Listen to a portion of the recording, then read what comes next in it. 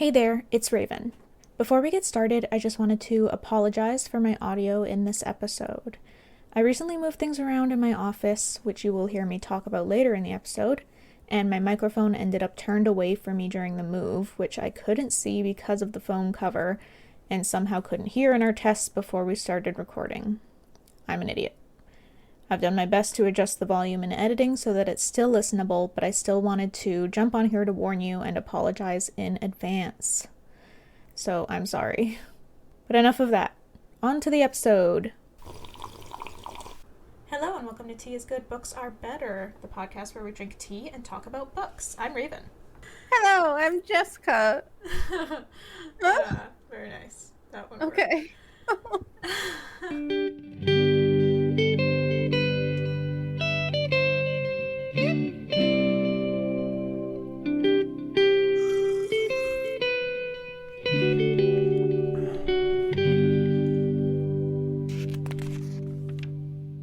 Today we are covering Shadow Scale, chapters 12 and 13, I believe it is. Sounds right. Yep. Excellent. But before we get to that, how are you? What's new? Not much. Same old. Lovely. Same old. Lovely. What about you? Well, I got a new desk, and it's much bigger than my last one, with like a bunch of shelves and stuff. Super fancy gamer desk from Ikea. But it's nice. I feel like I have a lot more room to like display the stuff that I have wanted to display. And I did sort of have to rearrange my whole office so it could fit, which took so long. Yikes. Because I was Worth trying... it? Well, it is, because it's good now, but like in the moment it feels like, what the fuck am I doing? Okay. But I was trying to fit my old desk in here as well as everything that was already in my office, because I wanted to use that surface of my old desk for like D&D stuff maybe. But we tried pretty much every variation of how things could be arranged in this room. Jake was helping me. We spent like 5 hours trying to get everything to fit. Oh. Moving furniture around for that entire time. And it didn't work. And we were both very sore the next day. Just removing so much furniture. The problem is that in my office I have like the guest bed, which is like a pull-out couch. So with it closed, we could fit everything, but I have to consider how large it is when it opens. So once it's like open and a bed, there's not enough room for everything. Does that make sense? Okay, yeah. So that was just kind of annoying. Pain in the ass? Yeah, because it was like, well, we could fit everything in here right now if the pull-out couch is closed, but if we had guests who are staying over at some point, we would need to like rearrange the entire room again for them. Yeah. Unless we just want to like put them on an air mattress in the living room, but that feels kind of lame. Yeah. Everyone would rather have privacy. Yeah, so like it's nice to be able to offer them their own room basically if we have guests over. But yeah, so that just, it got kind of frustrating, especially after spending so long on it that we just couldn't figure it out. Yeah. But right now it's nice. Like, I ended up being able to clear off like a different surface in here, and I might be able to use that for the things that I had planned for my old desk. Okay. And yeah, nice. I like it in here. It feels very, yeah, feels good. Oh. Maybe, like, the feng shui is better, or maybe I just like newness. Or both? Or both. Yeah. Good. That's basically what's new with me. I've gotten some more of my tattoo done. It's basically, we might only have to do, like, 1 or 2 more sessions, which is exciting. Where did you go and how long was it? I went last Sunday, so a week ago. Nope, last Monday, so a week ago. Okay. And we spent, when did I get there? I got there at 1, and I was there till like almost 8, so like 7 hours? Yeah, 7 hours. That's tough.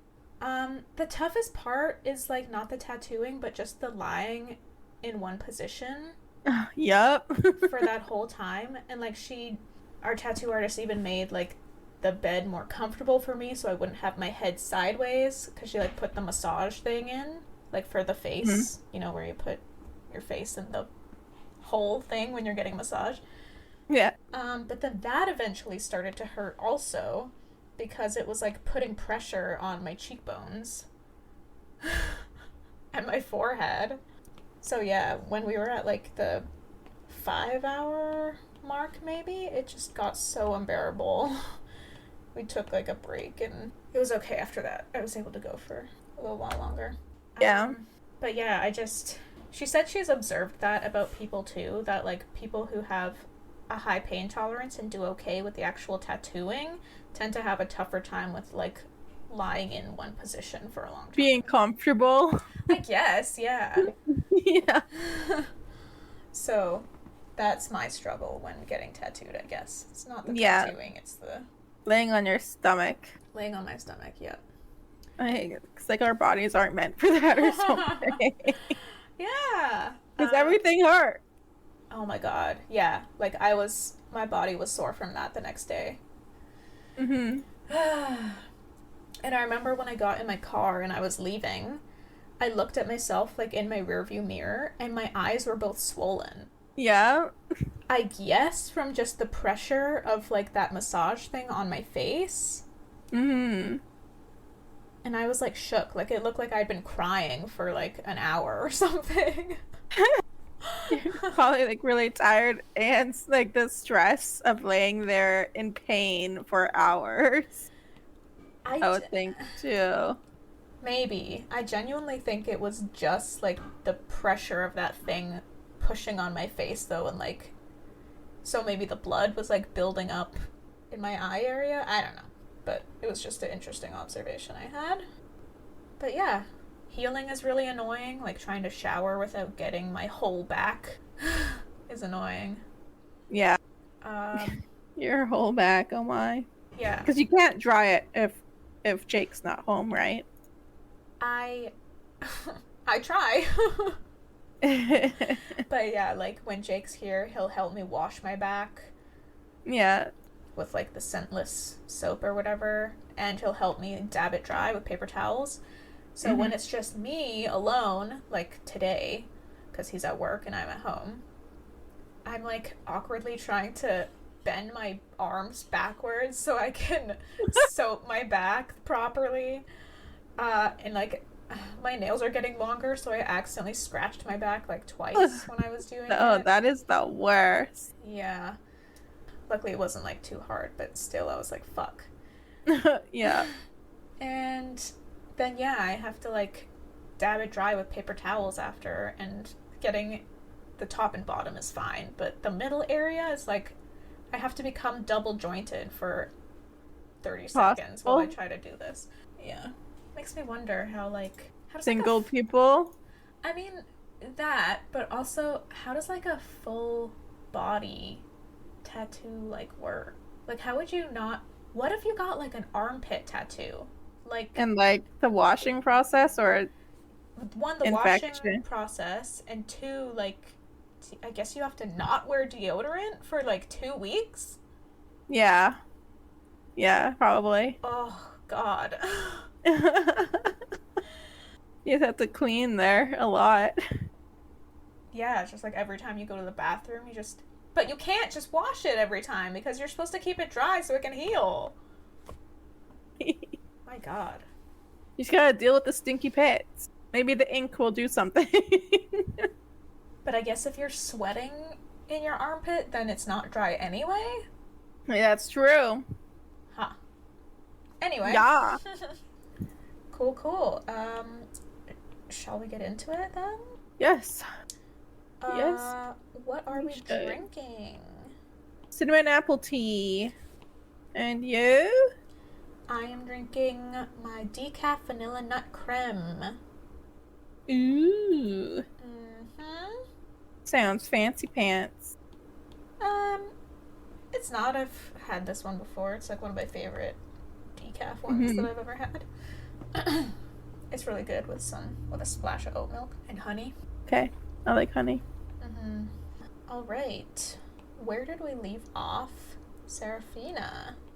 In chapter 10, Abdo snuck into Seraphina's room and they plotted to sneak him with her to Sam, and she also receives a letter from Orma. And then in chapter 11, Seraphina and Abdo are escorted to Samsan after a minor spat with Okra / Jannoula. Right. And then we find out that Jannoula managed to invade Abdo's mind as well. She is relentless. Yeah, she's busy. Busy. Mm-hmm. All right. Are you ready to get into it? Yeah, chapter 12. Chapter 12.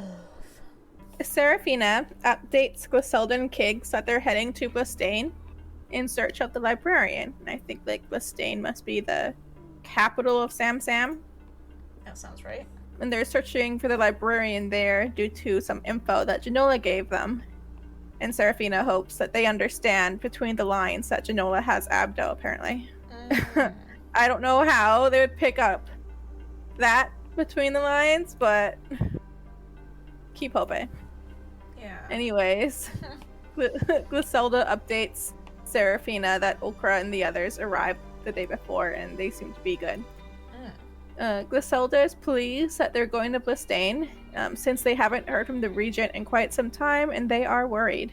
So, halfway to Blastane, one of the Samsam guards that are escorting them enters Seraphina's tent for some reason to find her cleaning her scales, and he abandons them in the night, leaving with just the one guard. So I thought that was really weird that this random guard would just go into her tent. Huh? Yeah. Okay. Huh. Well, now they're down to one guard.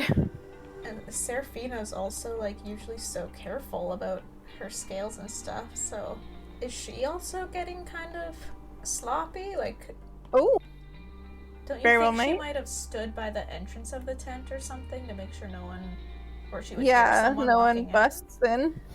Yeah, so She's getting too comfortable. maybe because so many more people are like learning about Yeah. her being a half dragon. Maybe she's like becoming comfortable with it. More secure in being one. Yeah. As soon as they see Blastane in the distance, the last guard also leaves them, considering his job complete. So he also wanted to get out of there after learning about them being half dragons. But he felt obligated, I guess, to fulfill his duty first. Yeah, he's got to do the job. Seraphina notices a tent village just outside the city walls, and she finds that weird. They eventually make their way through the tent village, and it just sets Seraphina on edge because there are soldiers and horses everywhere, and it looks like an army camping outside the city. So is that what a tent village implies then? Is that there's like a bunch of visitors coming from somewhere? Probably.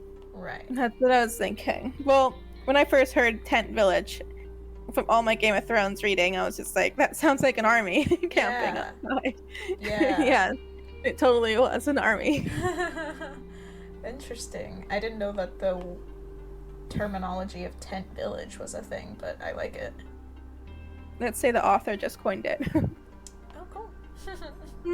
Maybe she did. Mm-hmm. But now I have that in my repertoire. Tent village. At the gate, Seraphina introduces herself and states that her purpose in seeking the regent. The guard informs her that the regent is no more. They have a new regent now.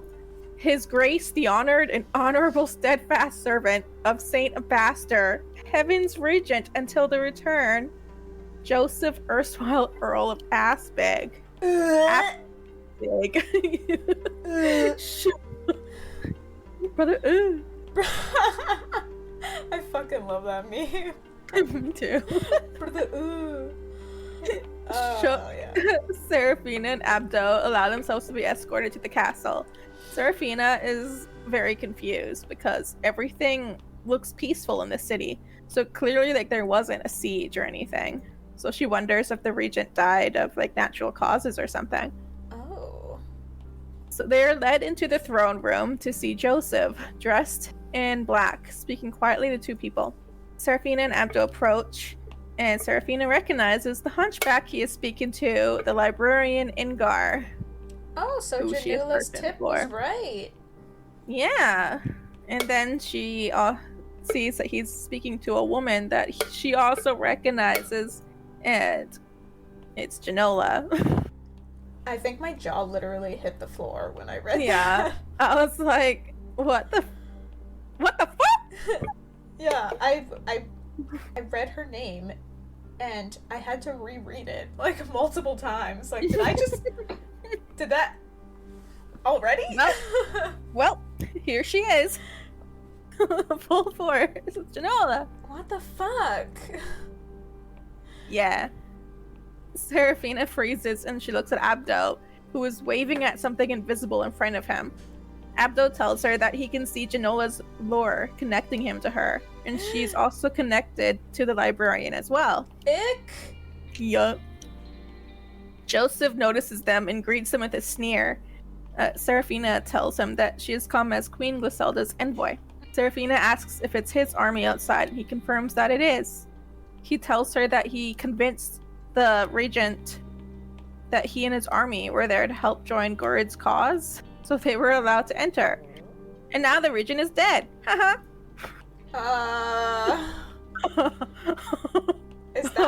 Would that be like a crime? I don't think so. Oh, fuck. He says that since the earlmate was cancelled, the earls have no idea of what he did, and by the time they do learn, they won't be able to do anything about it. Well then. God, this guy is such a fucking scumbag.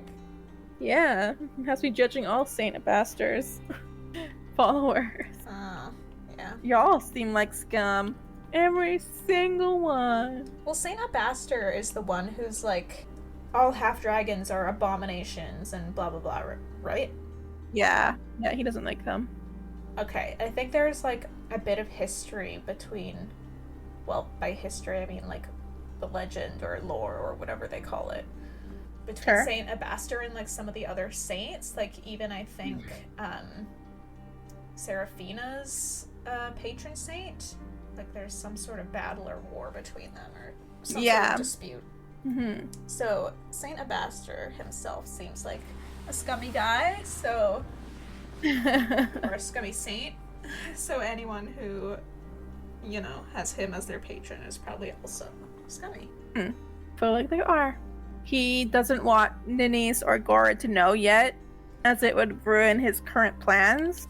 So he also notices Seraphina continuously staring at Ingar and Jannoula and decides to introduce them. Yes, he introduces Jannoula as Sister Jannoula. And Joseph is obviously smitten with her. So Seraphina calls out Jannoula and Ingar for being posers, because they're both half dragons. Nice. She just can't help herself, huh? Yeah. I kind of love that about her, though. Me too. Nice. Joseph shouts at her that she's a liar, but Ingar confirms that they are indeed half dragon, and Joseph just gives no fucks, this guy. And Jannoula puts on a show of being contrite and explains that she was held prisoner once, where the scales on her arms were peeled off and sealed with white-hot iron, and she shows Joseph her horribly scarred forearms. You were kind of right, then. I think that you had theorized that maybe her scales were being burned off. Yeah, like they were doing something to take them off. Yeah, but they were peeled off and then she was burned? Ugh. Yeah, so that it wouldn't grow back. That's hideous. That's the worst thing I've ever heard. Other than the cap of scales and the tongue of scales. That's the worst thing I've ever heard. No wonder she kept escaping inside of Seraphina. if that was happening to her right then. Fuck, what happened? Someone got her. Someone got their claws. But who? Who indeed? She explains that it was the saints that helped her through that time and blessed her. Joseph drops to his knees and begs for her forgiveness. He seems to truly believe that she is blessed by the saints. No. Joseph gets back on his feet and demands that Seraphina and Abdo hand over their Nyx and Guigultal devices on them. Oh. Seraphina sadly hands over her necklace that has Kiggs's medallion on it beside the two Nyx. Joseph demands that she also hand over her pearl ring, but after inspecting it, he gives it back when he couldn't find anything on it. He tells them that they are his prisoners now, but Jannoula disagrees with them and says that they have to travel to Porphyry to do holy work as directed by the saints. Joseph tells her that they will discuss this privately and orders his guards to escort Seraphina and Abdo to the east corridor and guard them. That is that chapter. So Jannoula still wants Seraphina to go and continue collecting the other half-dragons. Yeah, she wants them all. Okay. And is using Joseph for some ulterior means. It's strange because they're all Saint Abaster followers, but she's collecting all of these half-dragons to do something with. So, like, what is her end game? Why is she doing this? Right. I still wonder if maybe it has something to do with revenge. Ooh. Maybe there's someone that she wants to use their abilities against. But honestly, this novel has been surprising me quite a bit, so I'm probably super off with any guess that I've ever made so far about her motivations. Yeah. I haven't been guessing very well either. I mean, you guessed the thing about her scales. Oh, true. I guess so. Yeah. But everything else confuses me. Right. I wonder if she's like, do you think she's maybe been conditioned to like hate herself and hate other half-dragons? And like, is she collecting them all so that she can destroy them all? Ooh. Ooh. I hope not. Yeah, but I wonder if she's... Maybe she wants revenge against the Saint Ambassador. Oh. I wonder if maybe she... I mean, this one's very, very out there, this theory. If maybe she volunteered to have her scales removed because she hated them. What? And did not want to be a half-dragon. Yikes. Could be. I also just realized that Odd Frederica was in a Saint Ambassador's temple, right? And yes. suddenly gets seduced by Jannoula reaching out to her. I wonder if she used like the same thing, like this is a holy work. The saints want this from you. Join Seraphina. Do we know if Odd Frederica was like partaking in the religion there, I guess? Or was she just like, because wasn't she just like painting a mural there or something? Yeah, she was. Just painting, I believe that she was just painting a mural. A mural. So she could have just been taking like whatever jobs, regardless of whether she agrees with. That's true. But yeah, hard to say. Hey everyone, just a quick aside. We just became affiliates of Buzzsprout, which is the hosting platform we use for our podcast. If you are interested in creating your own podcast, please consider using Buzzsprout. It made it easy to get our podcast on Spotify, Apple Podcasts, and dozens of other streaming platforms. They also provide you with a podcast website, detailed analytics to see how your episodes are performing, and tons of guides on how to improve your listenability. And if you follow our link in the episode description, you will get a $20 Amazon gift card when you sign up for a paid plan, and it helps support our show. Thank you! Back to the episode. Alright, chapter 13. Abdo and Seraphina are separated into different rooms. But just as soon as Seraphina falls asleep, Jannoula is shaking her awake to smuggle her and Abdo out to a ship heading to Porphyry. Oh my god, I thought you said smother her for a second. I was like, I missed that part. Oh, she's there with her pillow. Why are we laughing? That's... Fuck. Ingar is with them, as they are briskly led to the shipyard towards a dinghy where a grizzled old man is waiting. Jannoula shoos them on, including Ingar, who she wants to help them with their travels and keep an eye on them. Seraphina demands answers, but Jannoula just wants to send them on their way, and she pushes her on board before leaving. They're brought to a Porphyrian merchant ship, and they board. They're shown the cramped cabin that 3 of them will room in. The tiny cabin has 3 beds, 1 bunk bed, and a small cot. Seraphina claims the bunk bed for her and Abdo, and then she kicks the other cot, spits on it, and then takes a dump on it. Just kidding. She just kicks it. But the anger she feels towards Ingar invading her space makes me feel like she would have. If she had to shit, she would have done it there. Yeah, she doesn't want him there, and she hopes that he'll fall in the ocean. Bro. Prickly Seraphina is back, and I love it. She's just like, I don't like this guy. I hope he fucking drowns. You're right there. Whoa. That's harsh. What did he even do? Fair. He sided with Jannoula, I guess, but... That's it. That's all he had to do to make her hate him. Sorry, remind me. Is Ingar the librarian, or is he someone else? He's the librarian. Okay, got it. The Earl. Got it. She no longer wants to find the other half-dragons, as she feels guilty for asking them to join, with Jannoula basically hanging over her shoulder. Ingar enters the cabin, and he tells her just how excited he is to meet her, as Jannoula has had nothing but praise for her blessed quest. Seraphina learns that Ingar and Jannoula have known each other for 4 years now, but they've only officially met just a couple months prior. And she learns that Jannoula has been keeping tabs on her for a while. Ew. After discussing the matter with Abdo later, they come to the conclusion that she must have been possessing a half-dragon in Gorid before they left. And Abdo is pretty sure she's going to possess them all soon enough. Wait, what half-dragon in Gorid? Right? The only people she was able to think of was Lars. Well, yeah, he's the only other half-dragon we know about, right? Yeah. So she was concerned that it was Lars. So she asked Abdo if it was Lars, but Abdo says he didn't see any other mind mixed with his. Oh, okay. Interesting. Yeah. So maybe there's one sneaking around. Right, but Abdo would have noticed. Yeah, right? So... Mm-hmm. If this other half-dragon was keeping an eye on Seraphina, it had to be when Abdo wasn't around, which was when? The last book in the beginning?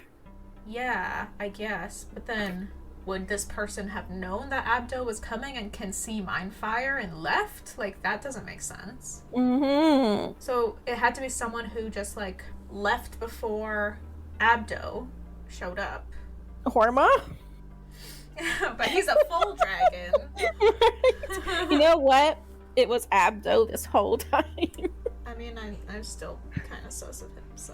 Yeah, same. Because it's so far, it's pointing towards him.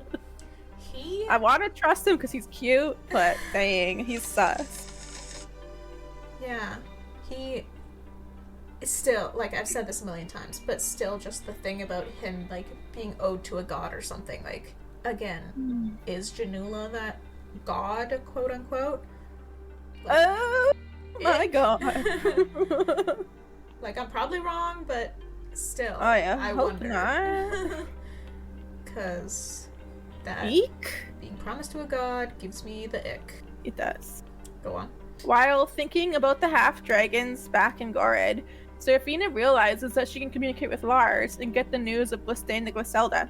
So, she gets Abdo to lure Ingar out of the cabin by telling him that he saw a cool fish, and then Seraphina is left to enter her garden. She finds Loud Lad and through him connects with Lars. Lars and Viridius are sitting across from each other when Lars recognizes that Seraphina has entered his mind. Lars tells Viridius, who says hi. Seraphina tells him about Joseph and Blistane and to get the info to Griselda ASAP. Lars is horrified by what Joseph has done and agrees to tell the queen at once. When Seraphina comes back to the ship, she's hit with a wave of severe motion sickness, and she contacts Abdo to bring her a bucket, who arrives just in time for her to vom. Nice. She's sick like this for a couple of days.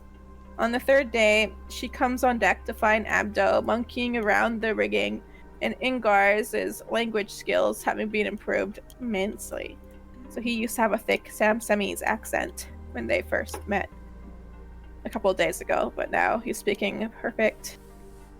What is it, Goredi?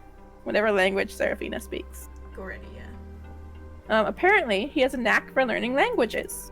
Huh. Seraphina asks Ingar if he can teach her Porphian, which upsets Abdo because he wanted to teach her. Didn't Abdo say at one point, there's no point to teaching you, because, like, you people can't learn? That little shit, because he definitely did.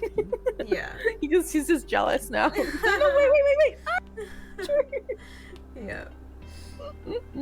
Mm. That's a very childlike thing to do, though. Yeah, well, he's 12, so. Yeah. Also, Ingar. Sorry, I keep interrupting you, but when Seraphina went into her mind garden, didn't it seem different to her? Like it had shrunk or something? Yeah, there was a difference that she noticed. It had shrunk. Even loud lads. Ravine, yeah. Seems to have also gotten smaller. She's noticing subtle changes of her garden. Interesting. Right, because she stopped, like, tending it for a bit as an experiment, Mm-hmm. right? Oh, shit! That's probably what's going on. Because, she stopped for a couple of days, and then she's going back to check out on it, and then she stops again. Yeah. Oh, she doesn't tend to it. It shrinks. But what does that mean? What does that imply? What's happening? Interesting. Okay, anyway. I'm scared. I just wanted to point that out in case it becomes important down the line. It probably will. Ingar takes a guess on what she's struggling with, and he nails it. Even Abdo is shook at how well that he was able to understand what she was struggling with, without doing much chatting with her. Wait, what specifically? It was the genders. Oh, right. He named everything in the language she was struggling with. Yeah. Got it. While they're chatting, Ingar suddenly goes slack, and Abdo tells Seraphina that Jannoula is speaking with him. He describes it as she's pouring into his mind like he's an empty jug. Ew! Yeah.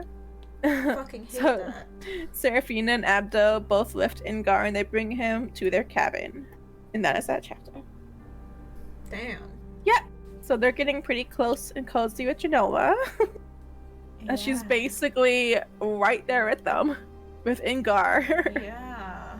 Huh. Gosh. Okay. Freaky. I mean, I keep saying this at the end of every episode now, but I am just dying to know what the fuck she's up to. Right? um, I am intrigued on her plans. I'm intrigued by Seraphina's mind garden shrinking also. Like, is that gonna lead to problems down the line? Yeah.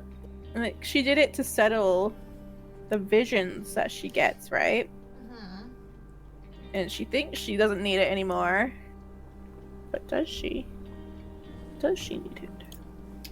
Right. And, like, what could it imply that it's shrinking? Does that just mean that it's, like, fading? Or, like, her connection to the other half-dragons? Or could it mean... I feel like her garden is something that she has to reinforce all the time, and when she's not reinforcing it, it starts to fall apart, I wonder. Right. I think that could be right, but I would imagine it would be crumbling or something, if that was what that meant. But the shrinking itself is, like, very specific. Yeah. So... What if Jannoula has been inside of Seraphina this whole time? Stop. Like, not just in the cabin, but, like, hiding in her brain this whole time. Wait, dude. Okay. Hear me out. This is gonna sound crazy. Alright. So, all of the half-dragons have, like, avatars in Seraphina's mind, right? Mm-hmm. What if Jannoula was able to possess one of the other half-dragons and through them get into Seraphina's mind? Oh my god, I wonder. Because she has noticed that sometimes they seem one or two of them would be like lucid, kind of oddly. Is she not? 'Cause I feel like she's noticed before that an avatar would be strangely lucid. I just specifically remember the time when Abdo broke into her wider mind on his own. That too. That is so sketchy. And that, like, they brushed over that so quickly, and I was like, hold on.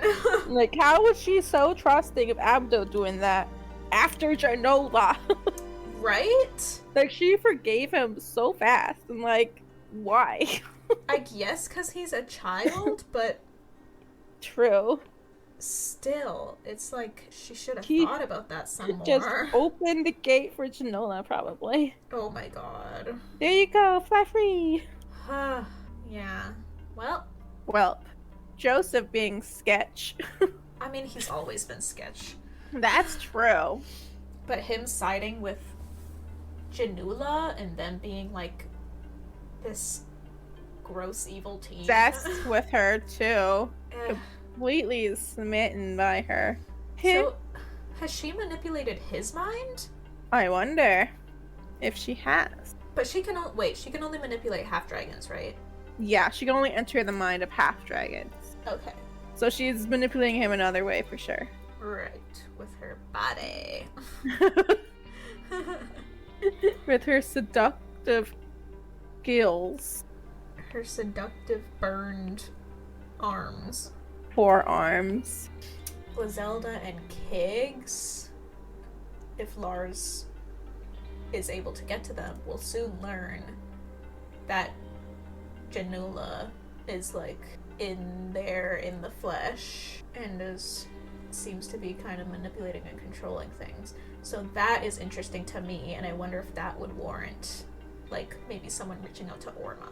Wonder if they even can. The lady dragon that's with him. Right. What's her name? Eskar? Eskar, yeah.